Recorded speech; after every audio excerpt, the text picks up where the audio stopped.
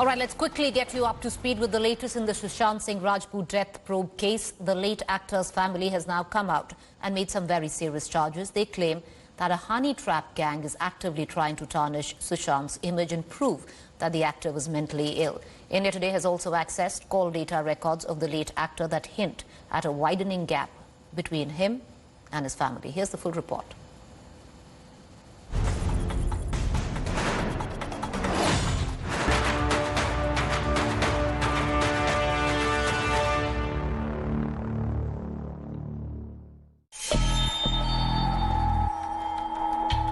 Bollywood actor Sushant Singh Rajput, who died under mysterious circumstances, barely spoke to his father KK Singh for more than a year.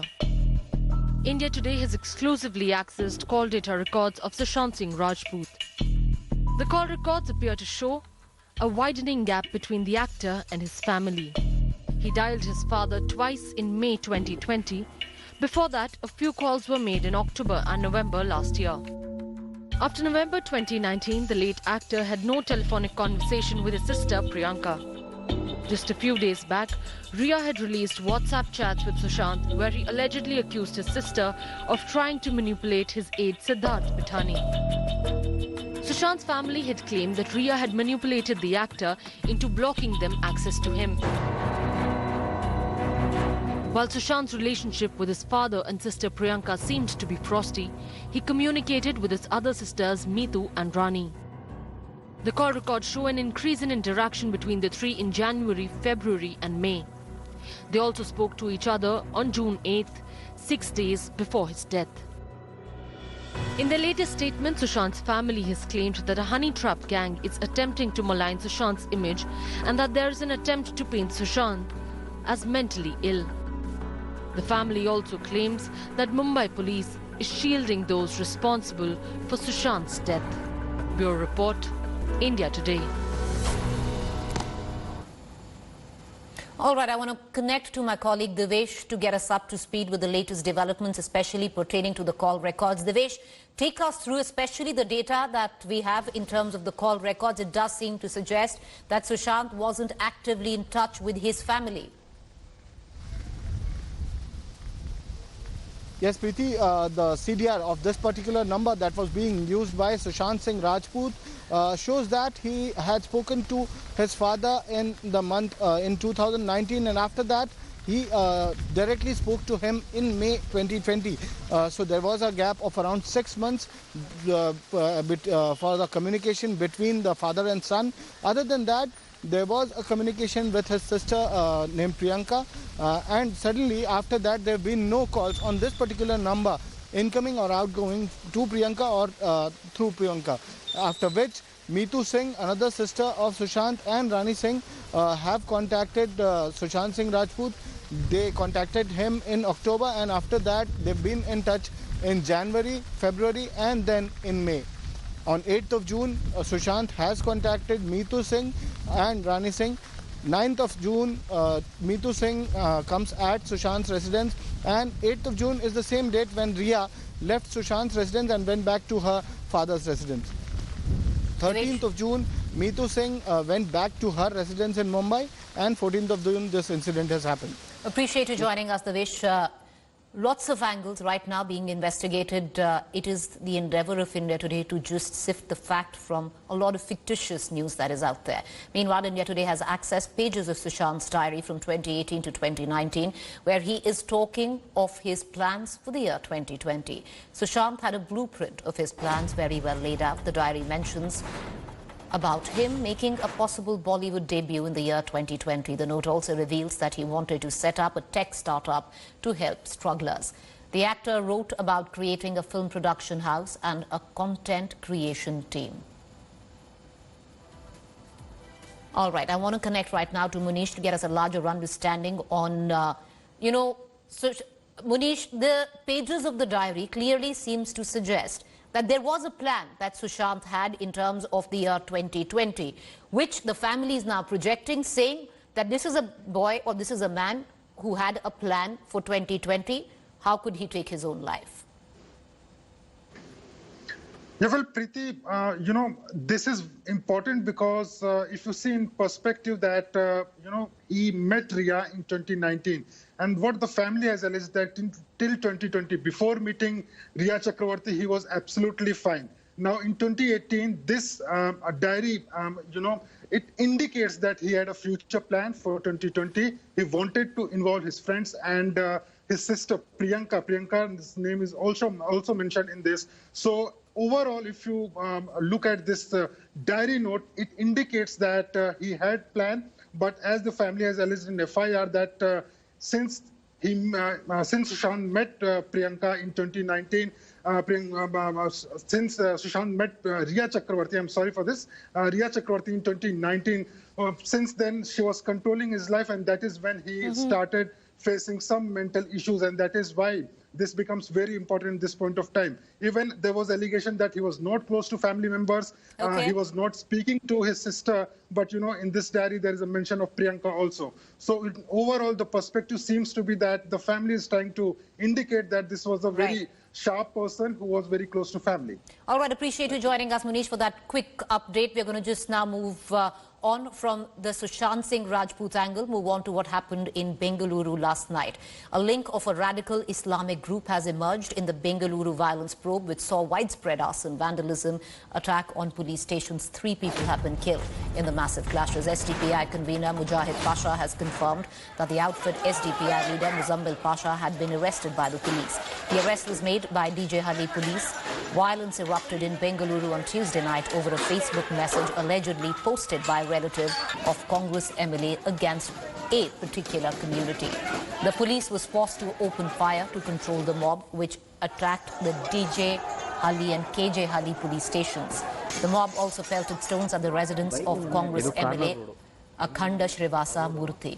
145 people have till now been arrested, including the main accused who posted the alleged derogatory statement on social media. Section 144 has been imposed and the situation is tense. Karnataka Home Minister has said that it looks like a deliberate attempt to disturb peace. Immediately our police force have rushed there. They tried to dissuade the people. Our DCP tried to talk to those people, but they didn't listen and they took law in their hands. Then we have lathi charged them, then tear gas is also done, and ultimately firing was inevitable to quell the mob because they were very violent, and firing was done and 3 people have died and many arrests have been made. More than 110 people have been already arrested. The further action is going on. We are in touch with the Central Home Ministry, and we asked 3 platoon of CRPF from Hyderabad and 3 from Chennai. They are already in Bangalore and we are deploying them. There is a pre-planned and the lot of inquiries going on, and there is a political differences of opinions have been come out. So all these things have added up to this violent action yesterday. इस घटना के पीछे PFI और उसकी political arm SDPI जो है उसके कार्यकर्ता हैं। सुबह जो अरेस्ट हुई हैं उसमें एसडीपीआई के कुछ कार्यकर्ताओं को अरेस्ट किया गया है और कर्नाटका में कांग्रेस का और एसडीपीआई का गठजोड़ भी रहा है। तो क्या कहीं ना कहीं कांग्रेस आज उन ताकतों के साथ खड़ी है जो टेरर के साथ खड़े हैं, देश में आतंक का माहौल बनाना चाहते हैं? ये बड़ा सवाल उठता है। All right, let's quickly shift focus to the health of our former president, Pranab Mukherjee, which remains critical. The health bulletin released by the Army Research and Referral Hospital today states that the former president is hemodynamically stable but on ventilator support. Yesterday's bulletin had suggested that his health status had worsened further and he had shown no improvement after the surgery. Pranab Mukherjee was admitted to the hospital on Monday at 12 p.m. The medical checkup revealed that he has a large brain clot for which he underwent a brain surgery. He was also tested as COVID positive before undergoing surgery. Sharmishta Mukherjee, the daughter of the former president and Congress leader, prayed for her father, saying, "May God do whatever is best for him."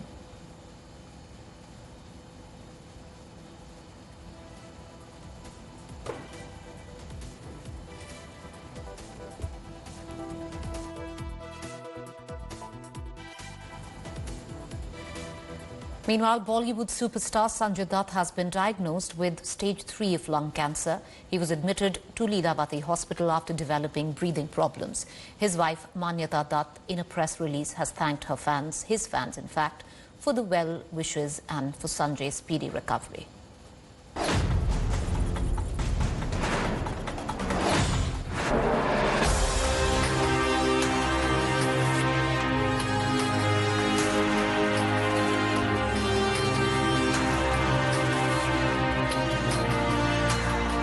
Sanjay Dutt has been reportedly diagnosed with adenocarcinoma of the lung, stage 3.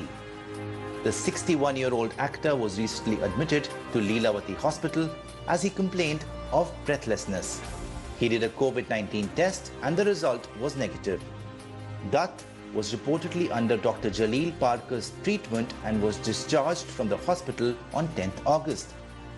On 11th August, Sanjay Dutt took to social media to announce that he is taking a break from films for medical treatment and urged his fans not to worry or unnecessarily speculate.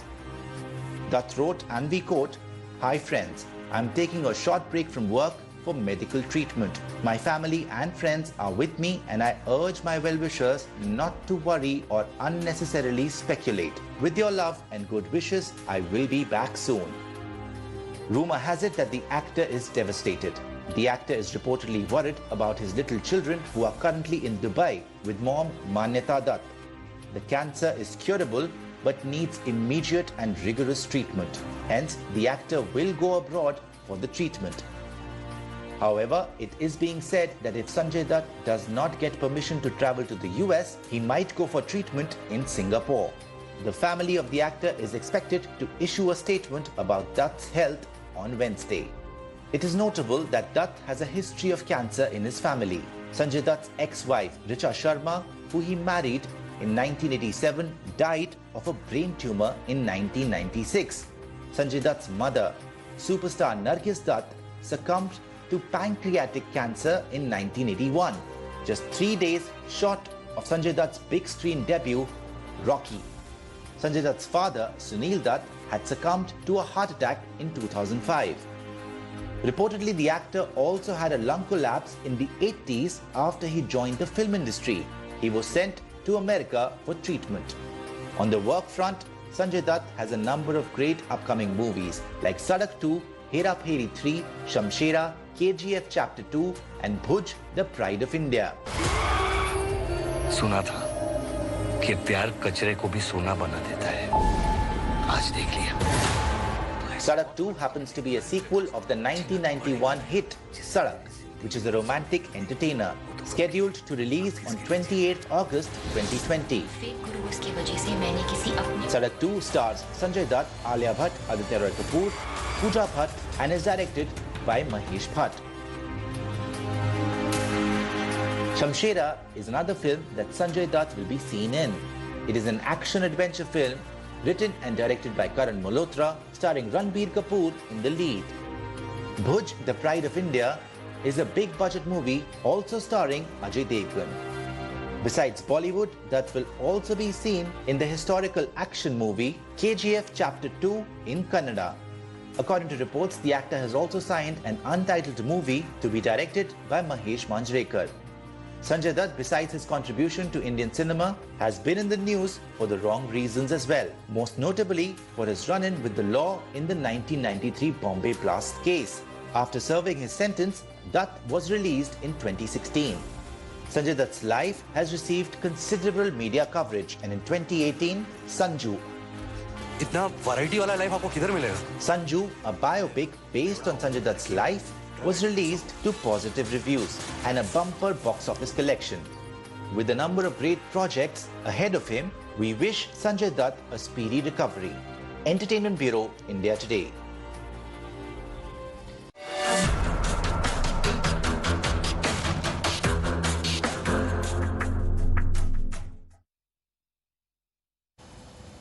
Meanwhile, Democratic presidential candidate Joe Biden has picked Senator Kamala Harris of California as his choice for vice president.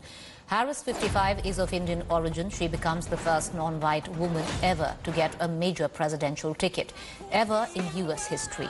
Harris, a senator from California, had made her own run for the White House before ending it and endorsing Biden. Her presence will help Biden drive the African-American vote, the Democratic Party's most loyal constituency. Harris will be confirmed as Biden's running mate at the Democratic Convention that begins on Monday, where Biden will also be formally nominated to challenge Trump.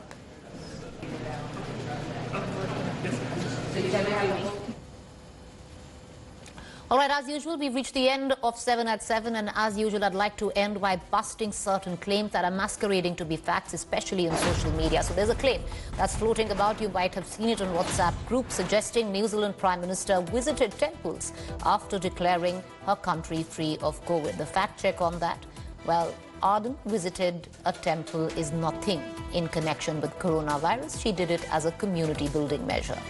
So false there.